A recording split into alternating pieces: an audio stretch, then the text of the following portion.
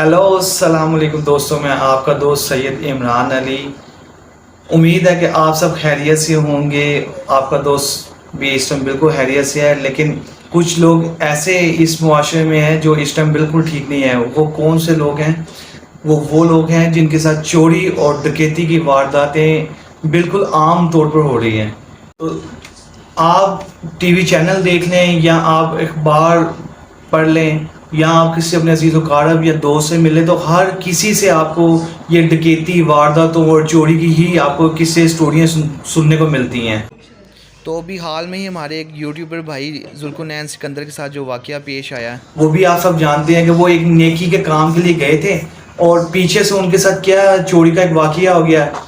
لیکن میں یقین مانے کہ ان کو سلام پیش کرتا ہوں، ذوالقرنین، ان کا توکل اللہ پر اتنا مضبوط تھا کہ ان کو بالکل بھی پریشان ہوتے نہیں میں نے دیکھا۔ پریشانی ضرور تھی، لیکن وہ پریشانی نہیں تھی کہ جو ایک چوری کے بعد، واردات کے بعد جو انسان کے وہ ہوتی ہے۔ ان کا توکل دیکھ کر بھی یقین مانے میرا دل خوشی سے اتنا باغ ہو گیا کہ میں دیکھ کر حیران کہ آج کل کے معاشرے میں بھی ہمارے ینگسٹر بھائی ایسے موجود ہیں جن کا توکل اللہ پہ ایسا سیٹ ہے کہ انہوں نے کسی چیز کی بھی فکر نہیں کی، اور بس ان چیزوں کا ان کو غم تھا جس کے ساتھ ان کی ضروری خصوصی یادیں جڑی ہوئی تھی۔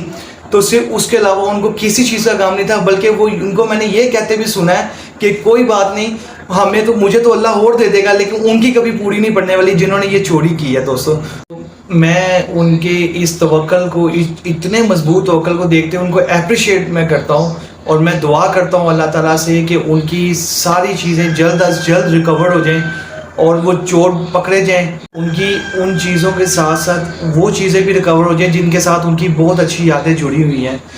تو میں اللہ سے دعا کرتا ہوں کہ انشاءاللہ تعالیٰ یہ جلد از جلد ریکور ہوں گی، ان کی تمام پریشانی اللہ تعالیٰ دور کرے، آمین۔ چیزوں کے جانے سے دوستوں پریشانی نہیں ہوتی، لیکن پریشانی ان یادوں سے ہوتی ہے جو ان چیزوں کے ساتھ ہماری جڑی ہوتی ہیں۔ جیسے وہ آپ کی کسی والدہ نے گفٹ کیا ہو، کسی بہن نے گفٹ کیا ہو، کسی بھائی نے گفٹ کیا ہو، کسی والدہ نے یا والد نے گفٹ کیا، اور وہ چیزیں چور اپنے ساتھ لے جائیں، تو آپ سوچیں اس وقت آپ کے اوپر کیا گزرتی ہے۔ آپ کو یہ بتاتا چلو کہ جب بھی آپ اپنے گھر سے کہیں جا رہے ہو، کہیں لانگ ٹور کے لیے یا کہیں بھی جا رہے ہو رہنے کے لیے، تو اپنے کبھی آس پاس والوں کو، اپنی میڈ کو، اپنے واچ مین کو، کسی کو بھی یہ خبر نہ دیں، کیونکہ اس میں یقیناً کوئی آپ کا اپنا ہی ملوث ہوتا ہے جو آپ کا قریبی ہوتا ہے۔ تو آپ کسی کو بھی اس کی بالکل بھی آپ خبر نہ ہونے دیں۔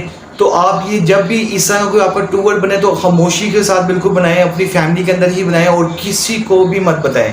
دوستو، آپ قطعاً کسی کو بھی نہ بتائیں کہ آپ کہیں جا رہے ہیں تو کتنے دنوں کے لیے جا رہے ہیں، کس دن جا رہے ہیں، کس دن واپس آ رہے ہیں۔ اپنی اس پلاننگ سے آپ بالکل بھی سب کچھ سیکرٹ رکھیں، اس پلاننگ کو اپنی آپ کسی کو مت بتائیں۔